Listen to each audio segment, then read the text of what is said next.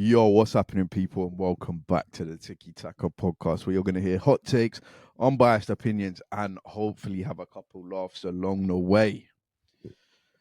And I did consider ending the pod a couple weeks early this season. Time of mourning. But if the history of the pod and the trend of our episodes are anything to go by, this will be one of our most viewed. Guys want to tune in for our nasty. pain. That's nasty from the viewership. They want to tune in for the downfall. And they're not subscribed. Yeah. Can you imagine that? Can you imagine that? Tuning in. I'm checking some for of the pain. Yeah, some of the recent videos, most of the watch times from not subscribed, but guys. not subscribed. It's one or the other, guys. It's not both. If you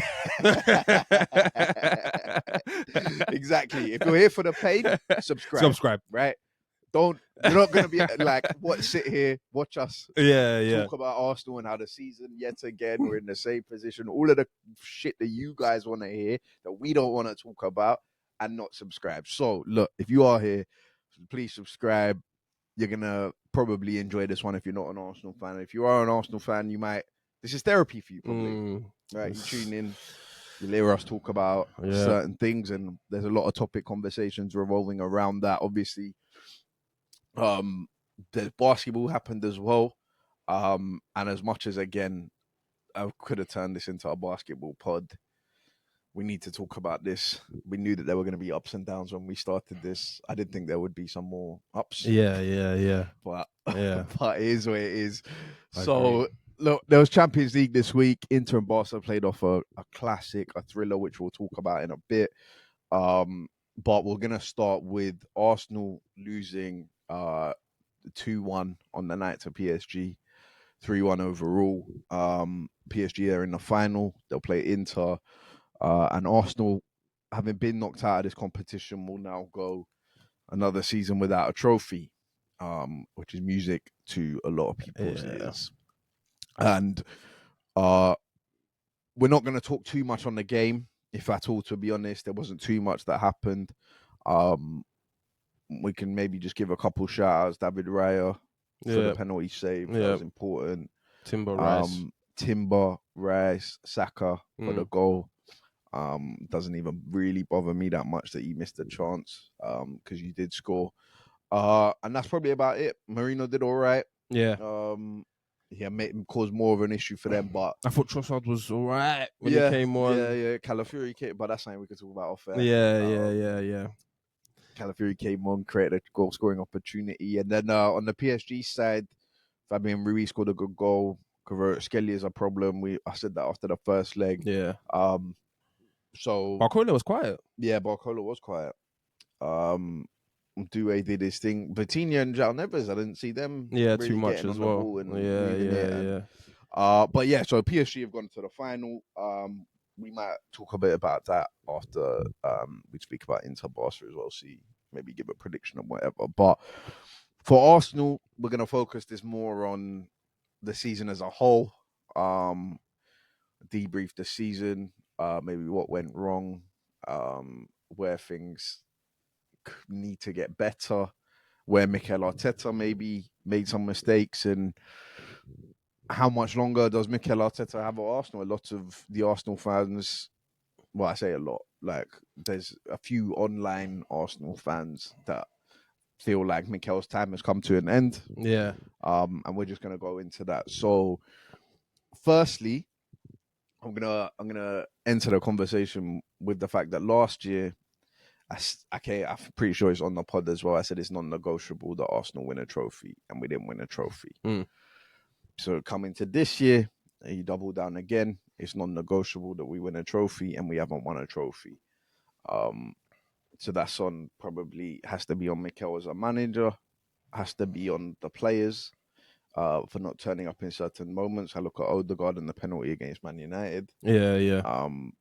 Just to name one, there's probably other moments, and most of the blame, in my opinion, goes to the board.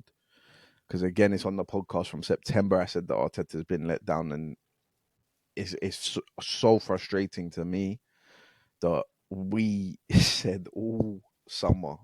And this isn't a joke, guys. Like, I probably saw Michael to prove it every week. Yeah. All we said was the only thing we need from our signing is goals. The only thing. And to be fair, the ones that Mikel has brought in Calafiori and Marino, he's got goals from. Yeah. But if you just, the other one, Sterling, like the less said, the better. I'll let you take that one if you want to speak on that. But that's all we needed. And Arteta wasn't given that by the board. And when you finish 2 points off Man City, Calafiori and Marino, to me, is not a window that is going to go and close the gap and is going to go and do something. So there's probably blame all round, because I don't necessarily think you need a maximum or an optimal squad to win an FA Cup or a Carabao Cup. So that's potentially maybe on Arteta. But then the way we went out, I've got to put that on the players. Like the Man United game, we had, I don't know, still don't really know how we lost that game. The more and more I put that like closer and closer to Baku, it's just out of my mind. Genuinely. The details become hazy and fuzzy. I don't remember, because that was such a dark day for me. Losing to Man United. And look, I think you're right. Look, it like dissecting the whole season, dissecting maybe, like we said this before in the pod. I think I can't remember, it was maybe when we lost to West Ham, about like just essentially assigning blame and like what's gone wrong and who's at fault and all this kind of stuff. And to get like not Arteta out of the way, but I think some of the blame that lands on Arteta, and this is not just for this season, it's probably been throughout his like 5 years here, is that Arteta can coach a great first 28 games of the season. Like Arteta is up there with anybody in the first 28 games of the season. But I think it's clear, or it's become a bit clearer over the past couple of years, that actually the last 10, 12 games is somewhere where he does have to improve. And like, I can't, like, some of the decisions he's made are decisions that I'm not going to kill him for, and I potentially would have made myself if I was in his shoes, all this kind of stuff. But for whatever reason, even when we were chasing top four, it can sometimes. But I feel like that was kind of put to bed last year. So last year was very big. I agree. As much as we had the Villa one, but that's the thing. That's the one. Yeah, but we won 15 out of 16, man. I know. 17, but that's when the one that you draw or lose is then ultimately will cost you. And it's not like he capitulates. Yeah, it's not like he falls away. Like this season, maybe been the biggest capitulation. It's not like he always capitulates in the final 10 games. It's just that we can find ourselves in such promising positions by like match week 28, where we feel like so much is attainable. And then by match week 33, 34, we're like, oh, man. Things fall away. Things fall away. And it's not all on Arteta. As you see, there's a lot of moving factors. If he has goal scorers, all this kind of stuff. But ultimately, that is also just like, it is what it is. In these final 10 to 12 games of the season, there does need to be an improvement in decision-making or consistency, but whatever it's going to be. And there is a part to play on him, because he's the manager, and sort of the buck stops there. I think you've sort of hit the nail on the head with the whole like board. You know, we said it for God knows how long about what we need from our signings, and obviously we've not got them. And where that's left Arteta, he's scrambling. I feel like, as I say, on one hand, Arteta's got to do better in the final games of the season, but then I always feel like Arteta sort of maxes out what he can do with the squad available to him. So it's like, certain managers, I don't know. I think ultimately what I'm trying to say is, because Arteta's so young, there is some of that naivety that comes into these final 10 to 12 games. And we knew this when we signed him. It's his first managerial job, all this kind of stuff. And ultimately, he is very, very, very good, but he isn't like elite. Yeah, you know, because if you designate elite to having trophies, he isn't elite. But Arteta is as close to elite as I think it can get without actually being elite. Yeah. And I think Arsenal have paid for some of those, like, I don't know what it is, like just intangibles that managers have of knowing who to play and who to bench and what to run in the final 5, 10, 15 games of the season to get over the line. Yeah, because we've had some good opportunities. But as I say, it's not all on him because of the squad building. I do think he's maxed out what he can do with the squads that he has. You saw the lineup he had to start yesterday, and we had one sub, which was Trossard for Martinelli. That was the only sub that the manager trusted in a Champions League semi-final. Yeah. So it's so nuanced with Arteta, and that's why I don't stand on the Arteta route thing, because I still think that apart from this year, it's been year on year progression. We're so far away from the trenches we were once in before.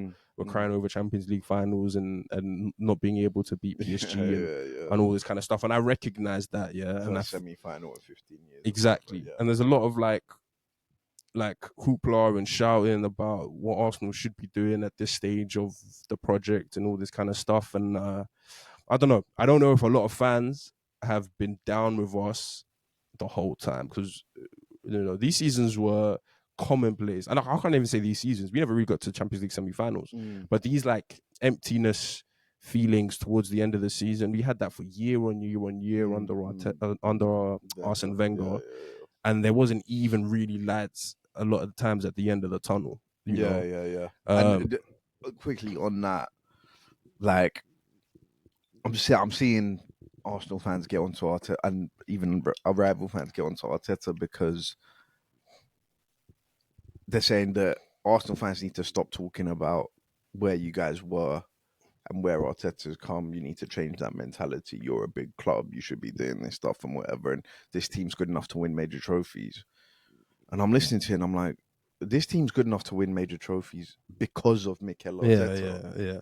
Like, we can't just look at it now and say, well, we need someone else to go and do this. As much as, like, potentially that might be the case in the future, right now, we can't look at that and say, well, Mikel Arteta's brought us this far and now somebody else needs to come. The team is where it is because of him. Okay, he's built it bit by bit. We've come from those positions that you're talking about, finishing 8th and whatever, because of Mikel Arteta. Now, we've both been on the same page about letting Mikel finish the project. Yeah. And for me, there's only really one more piece of the project that it needs, which is a striker. But ideally, we bring in a winger, we bring in whatever else. We could maybe get onto that. But if you give Arteta the striker, you maybe give him the winger and whatever, and Arteta can't win a trophy, then at the end of next season, we'll have a very real conversation about it. Yeah. And I can't sit here and say that I will be Arteta out and whatever, because I love Arteta. Out. Yeah. Right? What happens if somebody gets 105 points next season? Yeah, right. But to be honest, it's very much no excuses. Like I said at the top of the show, no, I agree. Last year was non-negotiable for a trophy. This year, they can get 105 points, pick up a Carabao, pick up an FA Cup, even if it's not a major. Just pick up one, and we can go again. That comes on to my second point to make about Arteta is the naivety. It's tough to take, but he literally has never done the job before. You can only hope that he's learning, and year on year he has shown us progression. Yeah, but I don't, and I back Arteta. I'm still Arteta in. The only points I don't have a leg to stand on with him are the cup runs. Like the cup runs, just always are gut wrenching. And this year, I think. And because I'm with you on the cup runs, there's been Sporting Lisbon previously. There was West Ham last year. There was Liverpool last year. Olympiacos. These ones this year, I feel like it's hard to put it on Arteta. So, and that's the thing. If it's just solely on this year, there's been a lot of stuff that's been out of his control. Injuries and stuff. He's in most of the cup runs previously in the previous years. It's not that Arteta's not valued the cups, but he's not always played the strongest lineup, and we've been punished for that.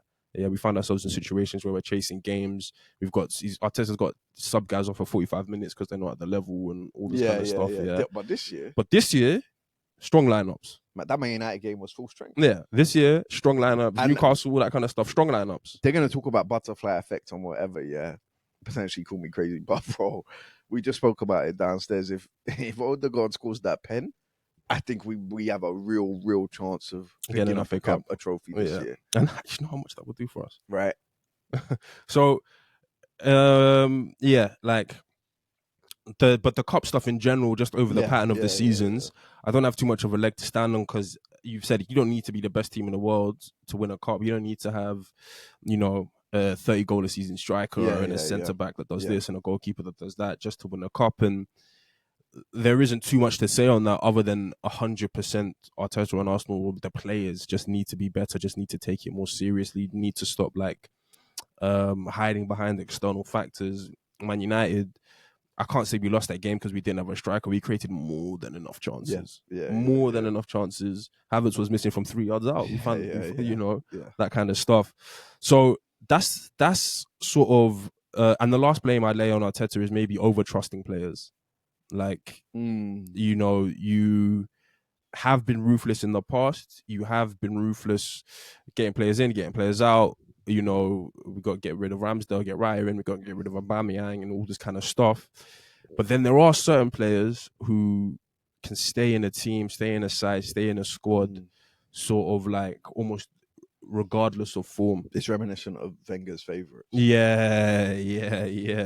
When the guys can drop stinker after stinker. And after I honestly think, and I don't think that Arsenal have a soft underbelly, but just because you've said that, I think a soft underbelly can form when you have favourites. And certain players know. But you should name names. Okay, so who are you talking about? So Odegaard is obviously an Arteta favourite. Yeah. Son. I'd put Martinelli in that bracket as well. Martinelli's different because like I understand why he plays Martinelli. Yeah. And I think he'd be willing to drop him if he had a better option, you know. And I agree with that. But someone like Odegaard, for example, who is obviously Arteta's favourite, defines the way we play, all this kind of stuff. You know, club captain, like defines the way we play. I think Arteta's got to be better at balancing. I get it. Arteta's obviously clearly got a close sort of personal relationship. I think he respects what Odegaard does. He rates the way he carries himself on and off the field and all this kind of stuff. Yeah, but I think he's got to be more willing to sacrifice that if it's not winning us football games. I don't care how Odegaard looks at you after you bench him or strip him of the captaincy. If we win said game, if we get X more points, if the guy who's coming in for Odegaard is scoring, you know, a goal, 2 goals, getting assists, whatever it is. Ethan has more goals than him. Like, I don't care how Odegaard's looking at you. I don't care what he's telling you in the one-on-one meetings where he's knocking on your door and saying if Ethan's playing and scoring, you know, or getting his chances and taking his chances, that kind of stuff. So that's the blame I sort of lay on Arteta this season and maybe for some of the seasons previously. And those are the things I think he's got to improve upon. And ultimately, he's still my manager. Ultimately, I still back him. Ultimately, I still see the progress. And I will just say that, like, just so that it's said, it is tough, bro. It is super tough the way in which Arsenal do this. The way in which Arsenal, it's tough. Like, you have highs and lows in sports, obviously. That's just the nature of the business. But I don't know, the way Arsenal seem to nourish everybody else and not Arsenal fans is crazy sometimes towards the end of the season. Because we have great, as I say, 28 games. It's lovely. It's great times, majority of those 28 games. But I was not even giving it big. I thought I was being quite like astute. I was like, I think we're a better team than this team. I think we're a better team than that team. And that was based off 2 or 3 seasons of progressively playing well and getting high 80s and all this kind of stuff. So I didn't think I was out of whack for saying this kind of stuff.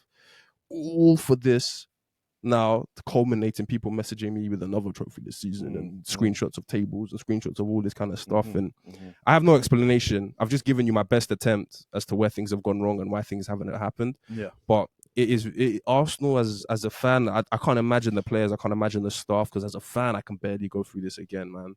I can barely go through another great season of promise. And I think one of the most devastating things is how hard you have to work just to put yourself back into these positions again. Well, you have to work so. We gotta wait till May next year to find out whether or not we've learned from our mistakes. The only thing I say on that, is if we do the business that we should do and that we need us or expect Arsenal to do, it should fucking be easier and funner, right? Right. It shouldn't be as stressful. Like I feel like it's kind of telling when. With 7-8 games into the season, and we're just about getting over the line. Every game feels like a final. Leicester, we have to score late on Southampton. Go 1-0 down. I feel like that is a bit telling when the season goes on. Of like, so if we do the business we should do, potentially, who knows what could happen? But I agree on the sense that Arteta can can do better managing the last 10 games or whatever. I think he did that fairly well last year. I think the Villa one that's obviously going to stand out, and it's obviously going to be pinpointed as where we lost the title. But I think more so on the overall thing with Odegaard,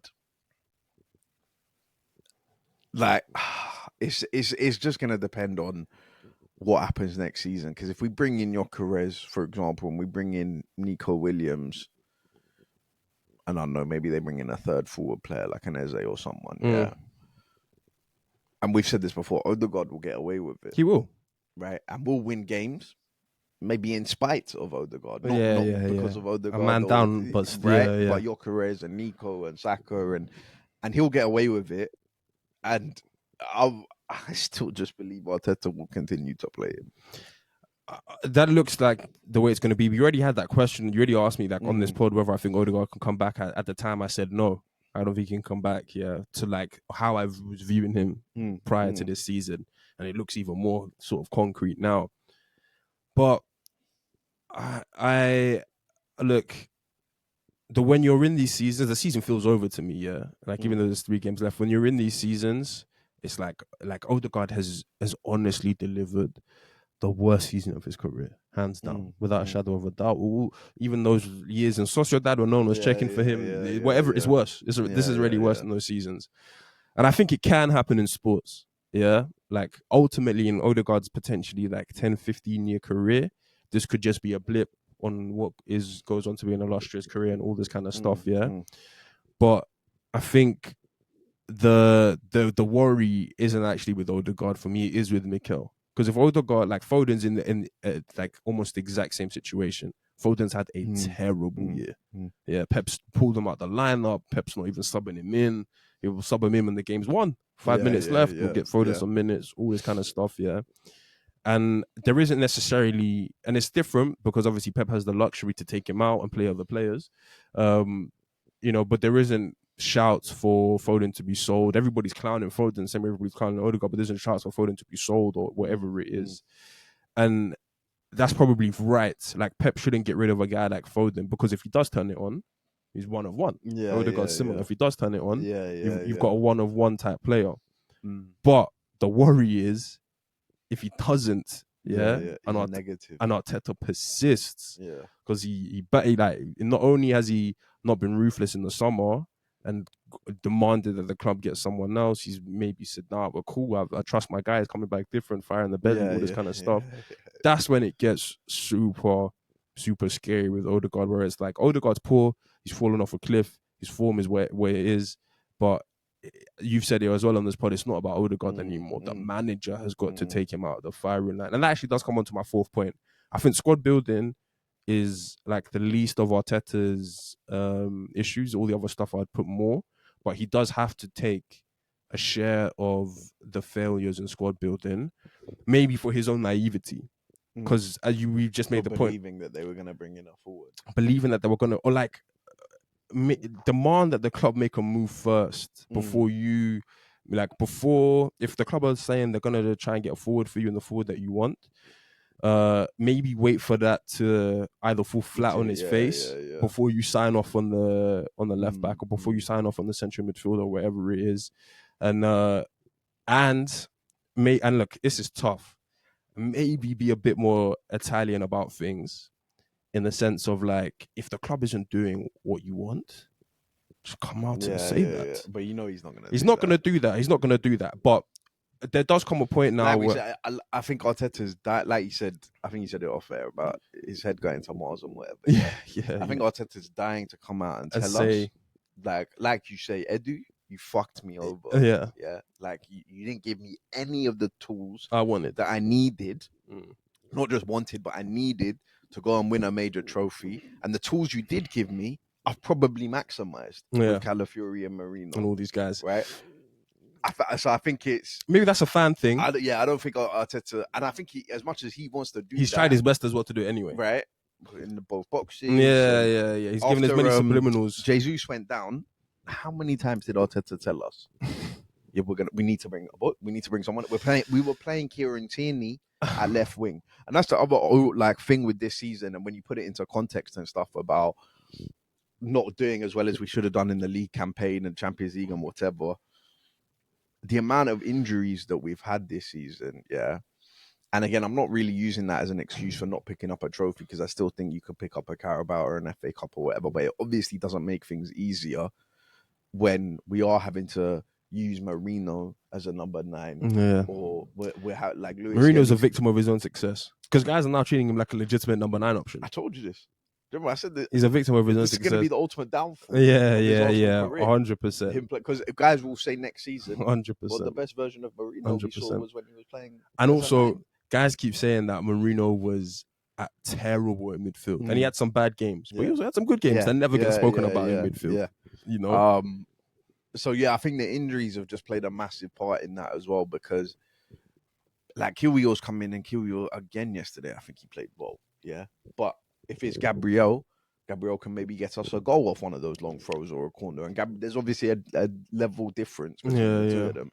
Luis Skelly's had to come in, go to the Bernabeu, go Champions League semi-final, Parc des Princes. Play all of these sort of massive games because of how many Arteta went through the injuries that we had. Like you said, listed Tomiyasu first, phenomenal defender. It's just been a. Let me ask you, because I was asked this question yesterday. Do you think that we've gone backwards? I think this one's a difficult one to answer because I don't. The league season would suggest, if you look at the 2 league seasons, you have to say yes, right? We're not even gonna get. Forget about 80 points. We won't even get 75 points. Yeah. Right. Yeah. I think the max we might be able to get is 76. Yeah. Right. And that's if we win the last 3 games. Which, right. So, and last year we got, what was it, 89? Right. So in that, if you just look at that on paper, then yeah, but we lost to Bayern Munich last year in the quarterfinal. We've gone to a Champions League semi-final this year, right? I've said before on the pod that last year we had our luck with injuries and we were fully fit basically the whole season. Yeah. This year we haven't. Other than Partey last year, but we knew what Partey was going to be on last year. We knew what Jesus would probably be on.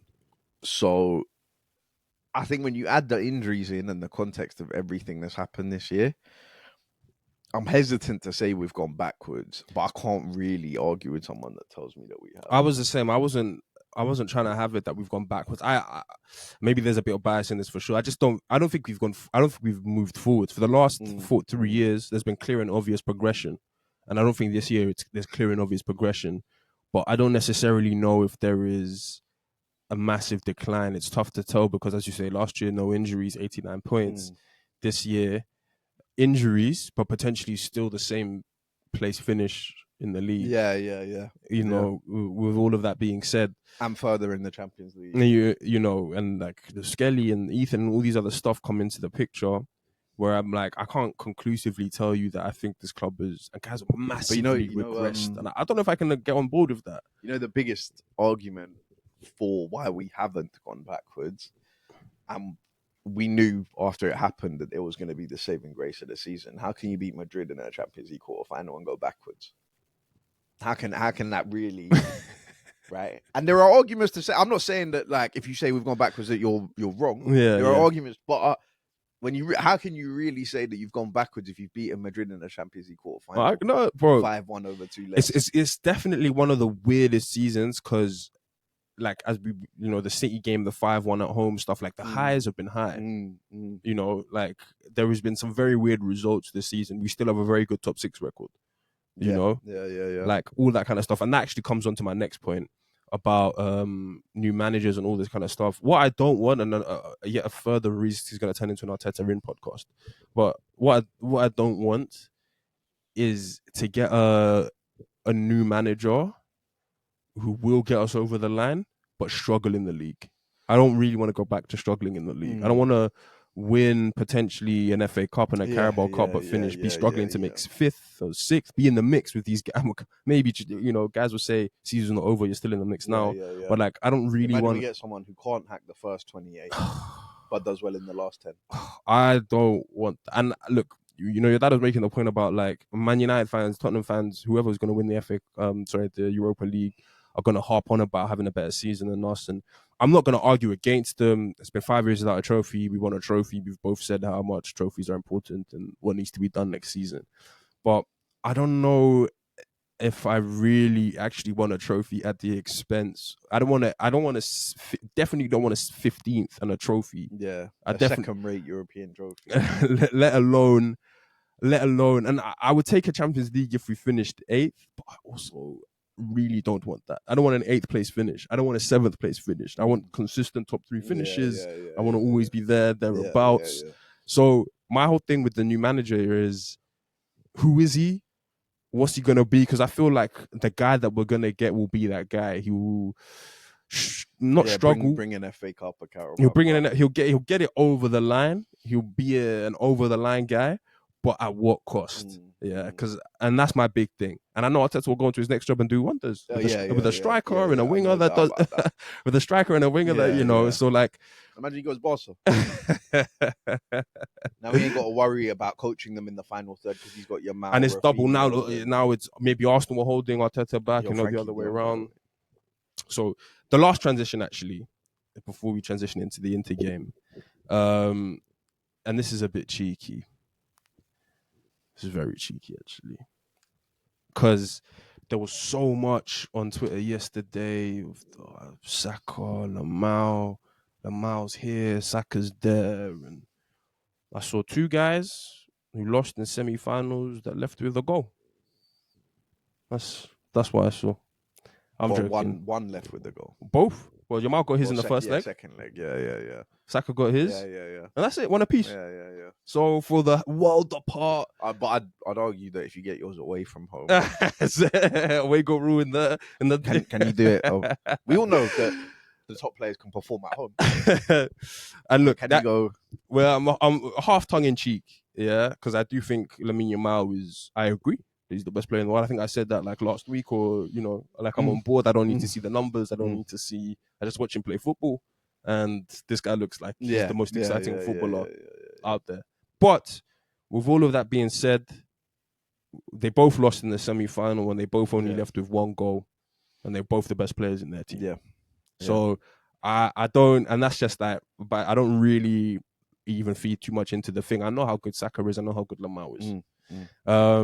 But yeah, and both of them should have left with more, whether that was goals, whether that was assists, whatever it is.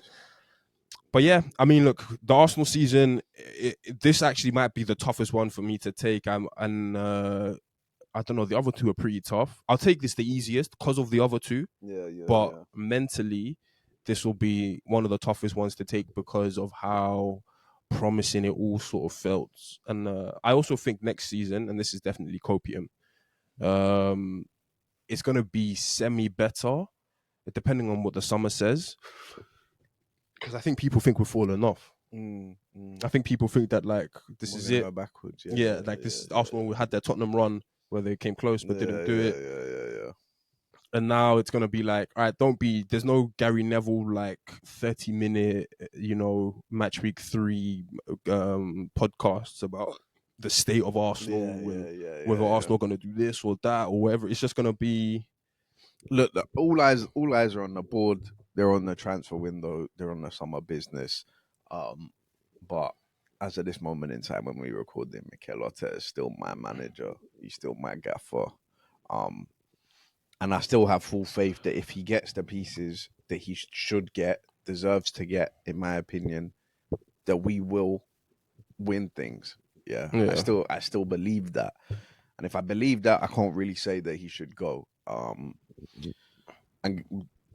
there is if you're listening to this, I have said that winning trophies in these last 2 seasons are non-negotiable. So if he failed at that, then I can understand why people probably want, because they think this team's good enough. And like I said, this team is good enough. But your point about would you sacrifice potentially going and winning a Premier League or a Champions League to picking up a Carabao and an FA Cup? Like this Arsenal team is one of the best Arsenal teams we will probably ever see, right? So why not give Mikel at least that extra year with a final piece to go and win a major trophy? And not that I want this, But I also do think that even if we didn't sign anybody, which obviously can't happen, I think Arteta would still find a way to get us into the top 4 Yeah, next season.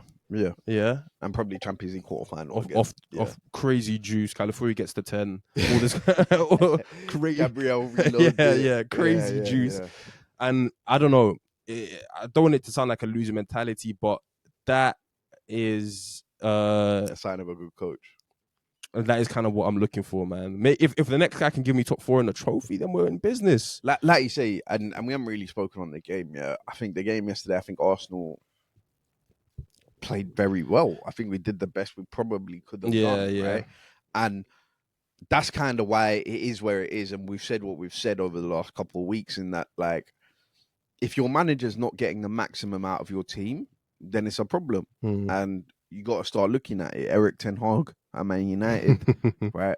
Ange at Tottenham, right? They're obviously not getting the maximum out of their team. I kind of believe that Arteta's got the when you take into account all the injuries and everything that's happened this year, other than maybe a couple points in the league, but I think our league form's dropped off a cliff since we beat Real Madrid, and that's the players have lost motivation and Liverpool pulled away and whatever else it is. I think Arteta still, from yesterday's performance, you can see he's getting the maximum out of this team. I don't think this team can do much more, and the missing piece is just a quality issue. Yeah, easy. Right. However, this is a great transition. Well, there wasn't a quality issue in the other semi-final. Inter versus Barca. Before we obviously dig into it, where do you stand on the conversation of this being the greatest Champions League tie of all time? Because I'm not arguing too much against that.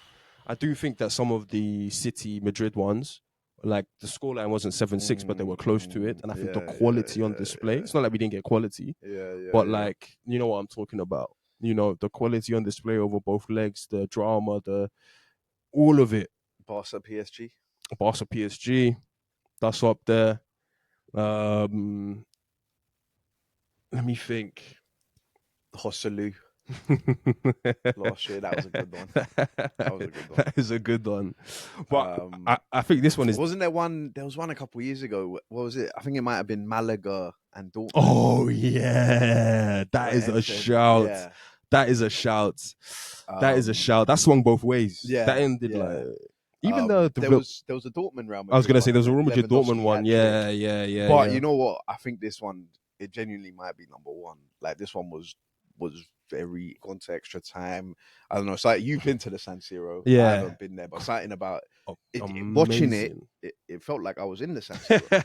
That's how loud it was, bro. In there. It felt like I was in the San Siro. The noise coming through the TV. Fratesi standing up on the thing. No, the San Siro was top. Yeah, yesterday was Tuesday. So it was a big game. But I think to be fair, it starts with the first leg, man.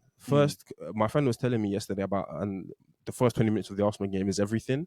Well, the first 20 minutes of the Inter Barca game in the Camp Nou set the whole tie up. Like Inter find themselves 2 goals up after like 20 minutes in the first leg. And from then, obviously there's 2 goals in the first 20 minutes, but from then there was just guaranteed goals in this tie. I initially, and we said this last week, thought the tie was done. Inter 2 goals up. When do we ever see Inter concede more than 2? And the only time we saw that was versus PSV or whoever it was when they had already smashed them in the first leg.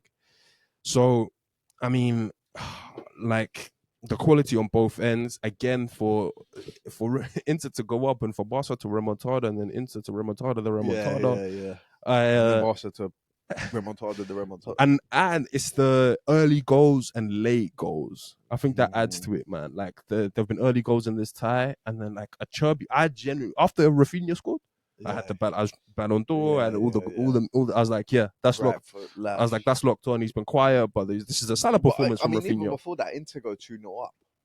Yeah, at half time, Inter 2-0 up. At home now, in the San Siro. They got 2-goal advantage, thinking, yeah, this is curtains for them. And who was it? Garcia. Yeah. And Olmo. They have a left back. Gerard Martin. Yeah, Gerard Martin. Whipping in some dangerous balls. That second one to Olmo? But I don't know how almost. Nick was right though. I don't know how can you play five at the back and the guy's that much space against the Italian team. That's not right. That's not right. I don't care how good Olmo's movement is and how intelligent Olmo is. That's not right. I've got I've like the cliche is too true about stars make fights because I've got a lot of respect for Barcelona, man. Like I tend to not like Barcelona. I'm on record Barcelona hater, but they're like I'm just going to attack. Like the way Yamal and I get maybe to a lesser extent Rafinha because Balde was out or who knows, but Lamau in particular on the second leg, bro, 120 minutes of watching a winger just roast his fullback is crazy to me.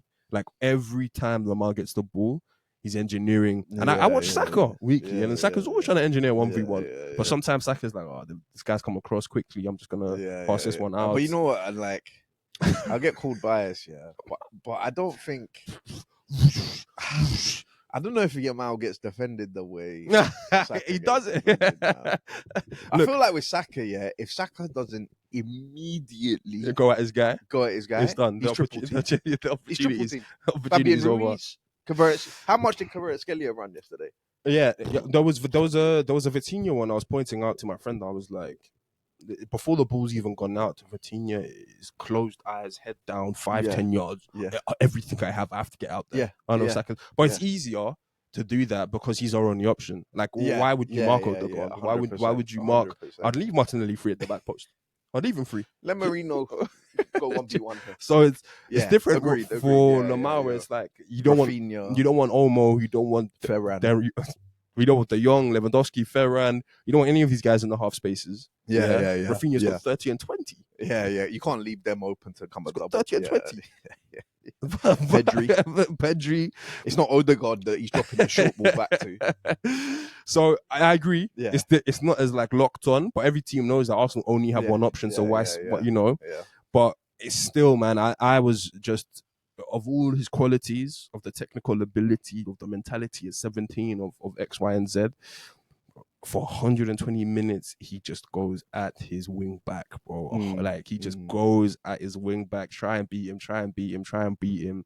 I rarely ever see him do the easy recycle ball. This one's going in the box, this one's going past the post, this one is a shot. Not just... it's not the recycle ball. It's almost always the killer ball. Not a progressive ball that's just gonna go, just the killer one.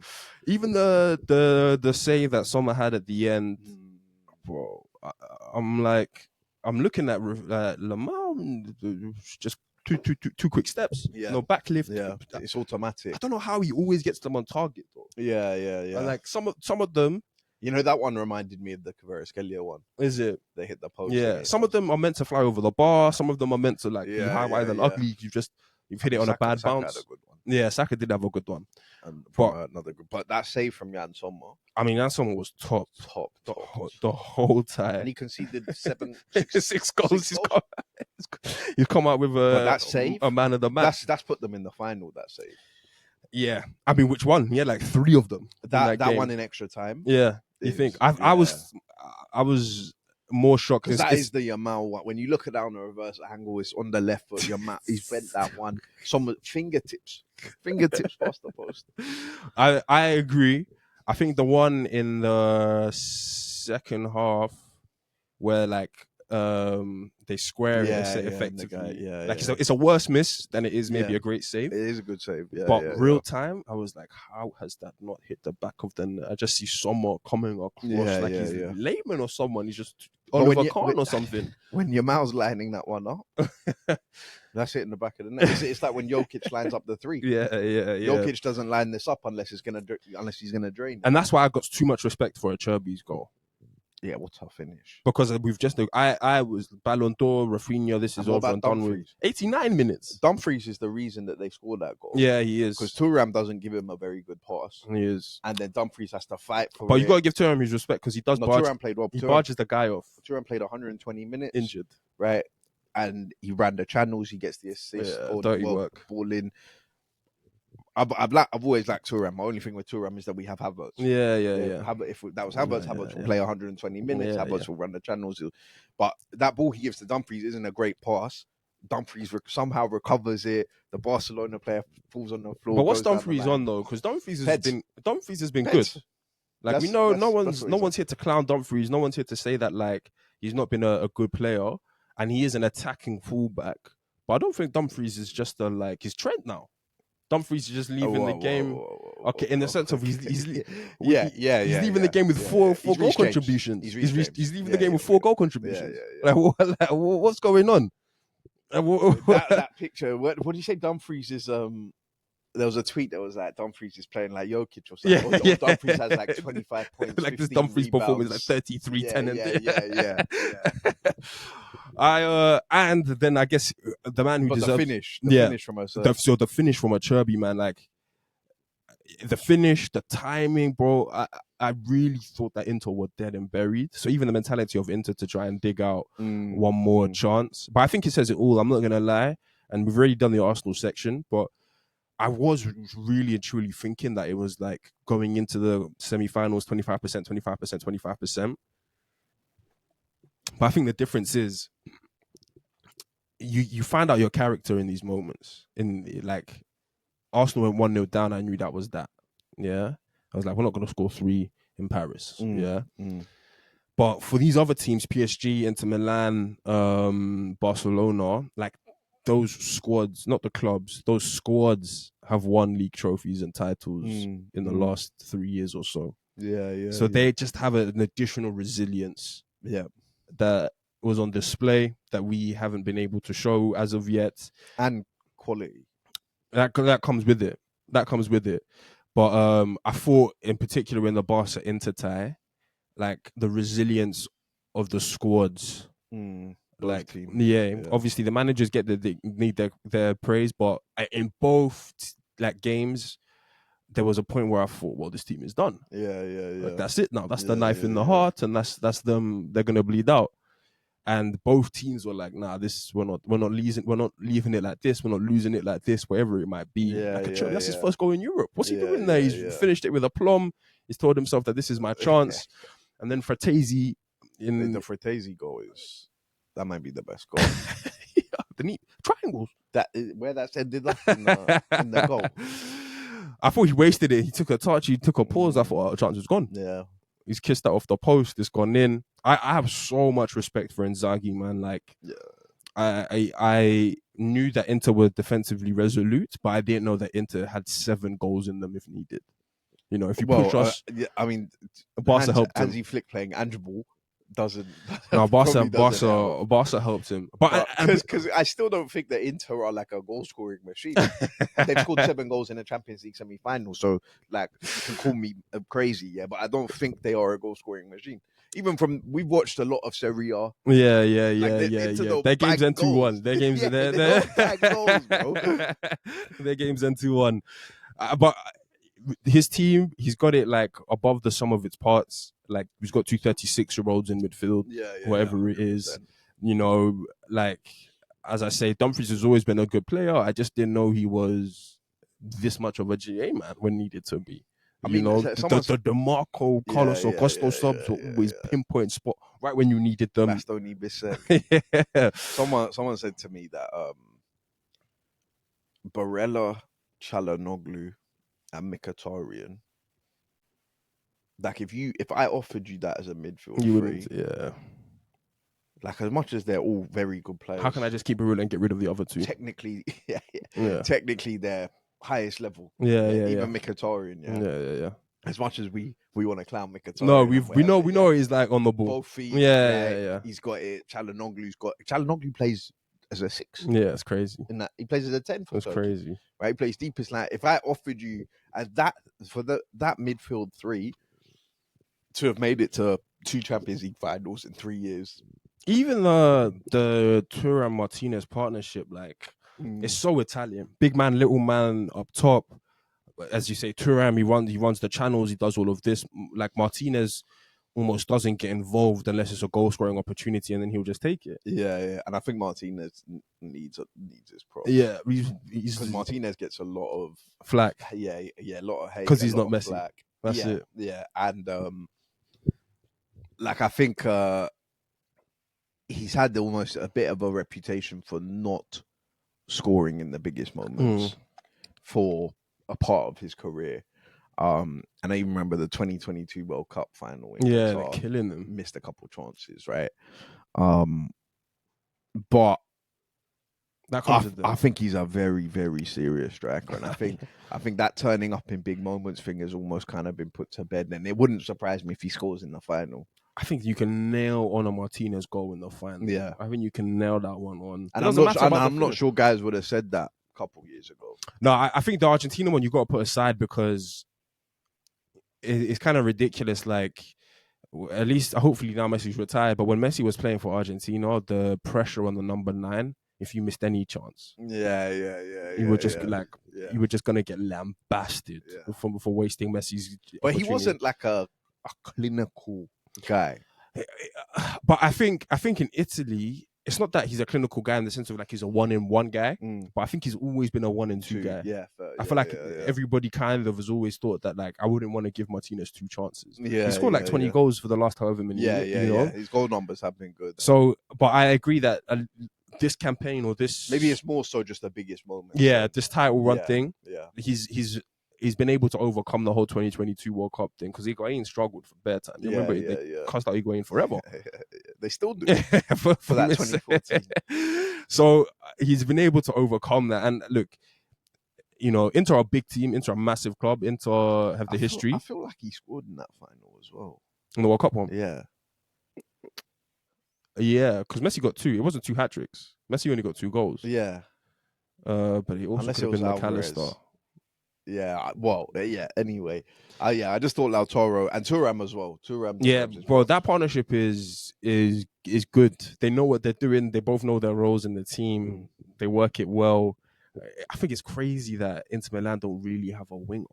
Like they don't really have a winger. But is it that crazy when it's the Italian team that plays? It's not. Yeah, that system. No, it's like DiMarco. I told you about that guy on STS. That guy's a Juve fan. Yeah. So they did a draft of the 4 teams in the semi-finals. They all took it in turns to pick players. Yeah. So I think the first left back that was picked was Nuno Mendes. Then Balde was picked. Then I think Luis Skelly was picked, and then the last one, someone picked DiMarco. Yeah. And that Luca guy, obviously Italian guy, starts laughing because they all have to play 4-3-3. He's like, did you see DiMarco playing a 4 for Italy at the Euros? He was terrible. Yeah. And he's like, DiMarco may as well be a winger. Yeah. Right? But even coming off the bench, like, I know it's not the system. I know he's not going to change the system. So I'm not even asking him to change the system. But, like, I don't think they have a winger profile. Yeah, genuinely. From top to bottom in their squad. But if that's how you build your squad, that's the right way to do it, right? If you build a squad around your system, you're doing something right. Getting rid of all of his wingers. Rashford, Garnacho. Man's becoming a wing back. Anthony's gone. Sancho. He's getting rid of all of them. If that's how you build your squad, like you're either all in or all. No, I agree. Otherwise, where do you play your winger? You don't. A winger doesn't fit into the system. I agree with that. And I'm not saying that they need to go sign a winger. Obviously, they've made it to the final, all this kind of stuff. Yeah. It's just interesting. It is crazy. Yeah, it's just interesting because wingers are like the flair players. Spend most of the episode talking about Yamal and Saka and Rafinha. Every other team, Kvaratskhelia and Doué and Dembele. Every other team is like, is the winger going to win the game for them? Whereas for Inter, it's there's not even a winger on the pitch. The winger that's going to win the game is DiMarco and Dumfries. Those are the wingers. It was funny. It's funny to me to see how that sort of shapes out. But Inter PSG. Quickly before we do MVP, firstly, I think it's going to be a very good. It's going to be a very good game. I think guys were saying. Actually, I don't know if it'll be a good game. We always say that. I don't think it will be. I think this one could be because guys were saying that football deserves PSG Barca final. Football did deserve that though. That's a 7-6 in a standalone game. But like I said, man, it's not like. And look, I'll happily put Arsenal in this. Of like, if Arsenal got to a final, it could definitely have been a stink fest, right? And Arsenal would have contributed. Yeah, Arsenal and Arteta would have contributed a lot to that. I wouldn't have cared either way. Exactly. But Barella, Çalhanoğlu, and Mkhitaryan, as much as Inzaghi and the 5-back can make it a stink fest, that's a match for João Neves, Vitinha, and Fabian Ruiz. I think Inter, like we were saying downstairs, are like I don't know if they'll be favourites, but I think are suited for the final. They're suited for a cagey game. They're suited for a one-off. Lautaro to wing back to wing, the wing back to wing back goal stuff that they do, like that's banked. But I have it like 51 Inter 49 PSG because I really think that like Inter have the advantage for the experience and the caginess and all that kind of stuff. But I think Doué could put one in from 25, 30 yards. Yeah. I think Kvaratskhelia can get one on his right foot, engineer a chance. Like I think at the end of the tournament, Kvaratskhelia will say that his toughest opponent was Jurgen Timber. So when he comes up against, even if it's Dumfries, even if it's Bissek in that channel or whatever, we've seen enough from Kvaratskhelia that Kvaratskhelia, he doesn't even really need to have a chance to score. Yeah. He can just kind of shift that a couple yards and shoot. And I think Inter have the advantage on the set pieces thing. That could be the naivety that PSG, as good a team as they've been, might not have figured out. Like Dumfries was just dunking on guys in the set piece. Acerbi was just moving guys about. Bastoni can just move guys about. Bissek can just move guys about in the box. And like, even if Doué puts it in from 25 yards, Inzaghi's going to be... even if Doué puts one in or Kvaratskhelia puts one in from 25, 30 yards, and I've already said Martinez is going to get one, that makes it 1-1.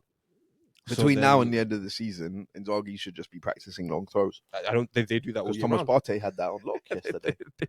they do that all year round. so like, but yeah, for me, I think Inter will take it, and it is very close. I might go 55-45. Yeah. And that extra kind of 3-4% or whatever is because this is their second Champions League final Inter have been to in 3 years, but PSG also went to one with Tuchel and stuff, but I feel like that was a very different squad, right?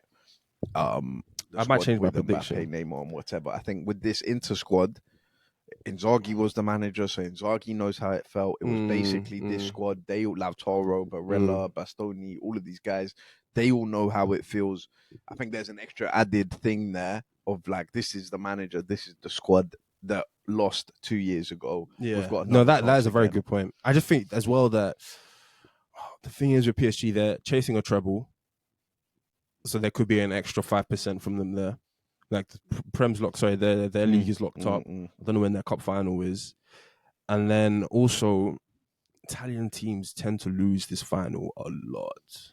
But if it's a PSG, that's the thing. Can you see? But if it's a PSG chasing a treble, like you're saying about the graphic of like, you can't see a graphic of Arsenal beating Inter. But you could maybe see. Arsenal I don't know if I can really see a graphic of PSG. This newfound French modern, sponsored by Jordan club. You'll be the greatest. The old Italian. And a one-off football game. Yeah, right. It'll be the greatest sports washing of all time. Yeah, PSG. Get their hands on the trophy. It'll be good. We'll be there. We'll watch it. And look, nobody's a bigger Inter fan than Kylian Mbappe. Hey, I've got the merch. So, yeah. I might actually have to back it up. But look, even you won't be as big a fan as Kylian Mbappe. Yeah, it'll be tough. Nobody. It'll be tough. Not even Lautaro, not even Inzaghi. Yeah, it'll be tough. It'll needs be to win that game more than Mbappe needs them to win. Because even if PSG had bottled the league, bottled the cup, and just won the Champions League when Mbappe had left after his first season of leaving, that would have been devastating. Yeah. The fact that they could get a treble. Because that's what he's left to win. A treble. We could get it all. Not just the one thing you've left to win. We could get it all. The same Real Madrid could end with nothing. That is tough, bro. Look, thank you guys for listening. We're going to go MVPs and rookies. Now, first MVP, before we start getting into the basketball stuff, I will give Harry Kane his MVP. Yay! Right. I'm not a hater. Like I said, I was always just trying to regulate the economy. I think Harry Kane was sometimes put in conversations that he didn't need to be put into, but he's won a trophy now. You could tell how much he meant to him. You could tell how much the Bayern players were forcing it. I was about to give my MVP to Kimmich just for his Make-A-Wish presentation that he did to Harry Kane, making it hype. Eric Dyer there as well. Yeah, that's crazy. But no, look, you've won your first trophy, so fair play. Yeah. No, it definitely does deserve some respect. I'll kick off the basketball ones with the same guy I gave one to last week. My guy, my team in the East. Go check the episode. I predicted this. I predicted an Eastern Conference Finals because I overrate that.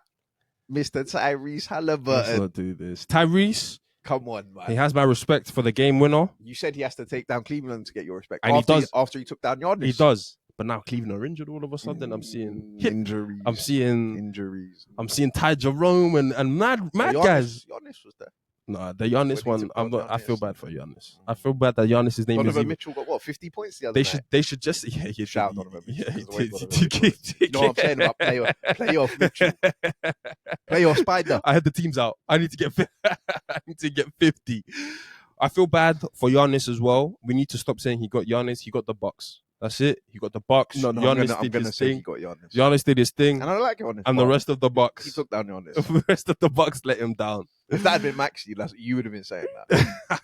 No, we already know Maxey's situation, but I will give Halliburton his respect. I did not think that the Pacers would go too up, and coming at the hands of Tyrese daggers. He's a playoff riser. He has more playoff moments than certain man. Don't do that. Other MVPs, obviously Jalen Brunson. I'll let you do Jalen Brunson because he's clutch. I want to give an MVP to OG Anunoby. That dunk. He took off from the 3-point line. Bro, I think I was saying to you. He top scored yesterday, right? No, so that was the game before game one. He gave me 29 in game one. But then he got 5, but then he's the clutched out lock-up defense. OG, Spicy P. No, I was saying, I'm starting to look at that. That is a super team. Stop. It's a super team. They weren't a super team then. It's a super team. They're all riding off the coattails of the fact that Kawhi won the It's a super team, bro. Guys were sleeping back then. We didn't know. Who's the other guy? We didn't know. Gasol. Yeah, they had Gasol. They even had Ibaka. Surge. Yeah. Bro, I'm telling you, it's an underrated super team that doesn't get the recognition of a super team it deserves. That team had ballers, bro. OG Anunoby as well. I've been speaking about the Thompson twins. OG might be as athletic as the Thompson twins. He's right there with them. He might be as good a defender as them. Bro, he can get 29 on any given night. Yeah. OG is playing some serious stuff. And even Karl Anthony Towns, love-hate relationship with Karl Anthony Towns, but he's been balling. But yeah, no, Jalen Brunson, that's the guy to talk about. Jalen Brunson. Mr. Clutch. So smooth, so good to watch. I hate his foul baiting, but it's part of the game. Yeah. Some of the 3-pointers he was hitting yesterday. Reggie Miller can get an MVP. I love listening to. I don't think there's anyone in any sport. DC, Joe Rogan, put them all up there. That's better than Reggie. DC's good. DC's very good. He is. You've named the best. You've named the best. I think Reggie's just when Jalen Brunson's getting the ball and he's made a couple shots and Reggie's like, hey, I think Mazzulla has to put a double team. He has to run a double team because Jalen Brunson's got Drew in a blender right now. Jalen Brunson's making his shots, and they've taken both games in Boston. That series. But it's funny because I still think Boston are going to. I think Boston win the next 2 games. Then come back. Yeah, it's 2-2. Come back and we'll win this one. And we'll go 3-2 up. But no, shout out Jalen Brunson. I also have to give one to Buddy Hield. Yeah. Is he Alfred? Is he Robin? Is he Batman? Who knows? Jimmy's still maintaining he's Robin. Steph's Batman. And Draymond as well. I've seen Draymond drain all of his threes. Yeah, I don't know where that Draymond performance has come from. I will. And for them to win without Steph went out in the second quarter, I think. Yeah. Like, it's big. We were very high on the Timberwolves. I'm still high on the Timberwolves. I think they're going to be a tough series, but I just didn't expect Golden State to go and win game 1. I was shocked in Minnesota. Also, Minnesota scored like 80 points. Yeah, you guys. Yeah. You guys, the Lakers couldn't keep you under 100. What did Buddy got like 30 plus again? I think got like 35 or something. Yo. And that's I'll give it as well to MVPs to Shea and Jokic. They got a game each. Jokic got the first one. Jokic just kills me, man. Like, Jokic is so good. Jokic is so funny. He's like not trying to be funny, but he's hilarious. Yeah. That fit that he's turned up in, it's the most Serbian slacks. You know when they get the picture of him as a kid and they were like, this overweight kid became the best player in the NBA. But Jokic is so good. And then Shea did well to respond, did well to rally the troops, did well to let us know that, all right, this is just not going to be one of the... Even Russ still deserves an MVP. Russ is still balling. Russ is still balling. You know, he got more points than Jamal Murray. Now the rookies. Go on. I know where you're going with this. So go on. A certain Jason Tatum. I will just say, game 1, Jason Tatum gets the most points on the Boston team. Nobody talks about it. Game 2, Jason Tatum. they fall, and everybody wants to talk about Jason. But when Boston do well, they want to talk about JB. Yeah. Yo, I don't even know what Tatum's done to work himself into this position. I don't. Guys are saying on Twitter, he makes it easy to target. They're like, why are you always targeting Jason Tatum? The first reply is, he makes it easy.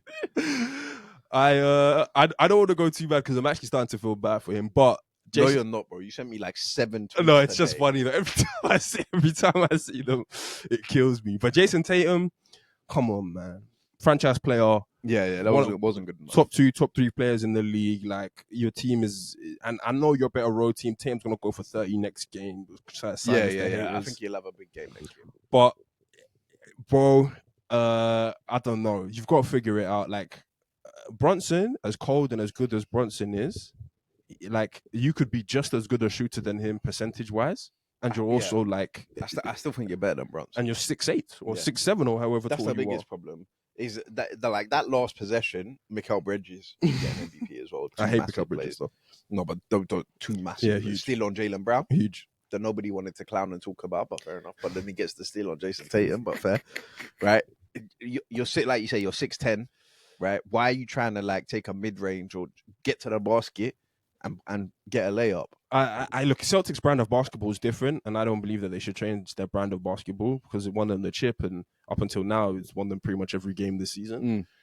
But I don't know, But the play before that, he runs straight to the basket. I've seen Cade, I've seen Paolo, I've seen like all of these guys who are like your contemporaries, big guards, wings in the league. It's like they take those game by the scruff of the neck. I'm going to figure it out. This is my team. I'm going to get the switch I want. I'm going to get a bucket. Yeah. And I just feel like it's not that Tatum's not doing that, not trying to do it. It's just not coming off, unfortunately. Yeah. And it's got to, bro. It's got to because it's so damning. They're already speaking about blowing up the Celtics. Yeah. But it'll be so damning if like people didn't want to speak about who's going to win it this year because everybody had the Celtics. Guys are just saying who's going to make a decent playoff run. Yeah. So it will be so damaging if they don't make it to the finals. They don't even make it to the Eastern Conference Finals. Yeah. That can't happen. But then the Knicks are notorious. There's a Spursy in the Knicks. Knicks could lose the next 4. Right, yeah. Could be I go out for it too. But yeah, I'm trying to think. Any other rookies? Nah.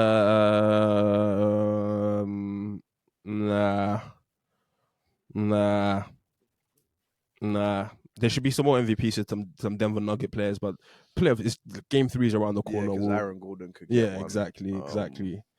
Exactly. Game 3 is around the corner. We'll talk. I'm trying to think. Yeah. Who's it? Mitchell Robinson. Yeah. The center. The free throw. Yeah, he's very. Yeah, you're getting a rookie for that. He defended his ass off, but that free throw is crazy. The guys are saying that's the worst free throw they've ever seen. I don't know where he thinks that's going. There's not enough height on it. There's not enough power. And he's 7 foot. He's halfway there. He's more than halfway there. He's throwing it down. He's throwing it down. You can get a rookie for that. Look, thank you guys for listening. Like Michael said at the top of the show, we know you've come here for our pain. We know you've come here to see us down bad. So at least subscribe for that.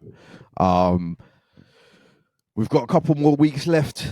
A couple more weeks to talk about football. We've got to try and come up with some stuff to talk about.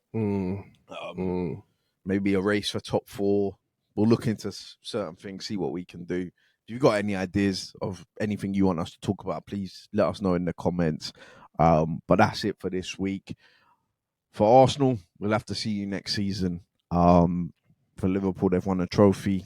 For Man City, they might win a trophy. We'll see. For Tottenham and Man United, who knows? But look, thank you guys for listening, and we'll see you next week. Peace.